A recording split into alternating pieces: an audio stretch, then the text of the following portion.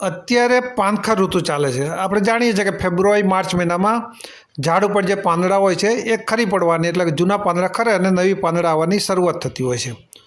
એના માટે કવિએ જે કલ્પના કરી છે તે આપણે આજે મોજે દરિયા ચેનલમાં ટૂંકમાં સાંભળશું. એકવાર કોઈએ પાનખરની ઠેકડી ઉડાવી ત્યારે વસંત એટલે કે વસંત ઋતુ એનો પક્ષ લેતા એટલું જ બોલી કે એની ખરી પડવાની નિષ્ઠાની તોલે મારા ઉગી નીકળવાનો આનંદ જ કાંઈ જ નથી. એટલે કે વસંત ઋતુમાં આપણે પાંદડા જૂના ખરી જાય છે એની ચિંતા ન કરો, પણ ખરી ગયા પછી જે આપણે જોઈએ છે કે કેસુડાના કેસરી ફૂલ અને ગરમારાની ઝાડ ઉપર જે પીળા ફૂલો આવે છે એવા સુંદર લાગે છે. એટલે કે પાન ખરી ગયાનું ચિંતા ન કરો, પરંતુ જે અત્યારે કેસરી કે પીળા કે જે ફૂલ આવે છે અને નવી પાનની કુપરો આવે છે એની તોલે તો પાન ખરી ગયા એનું કંઈ કિંમત જ નથી.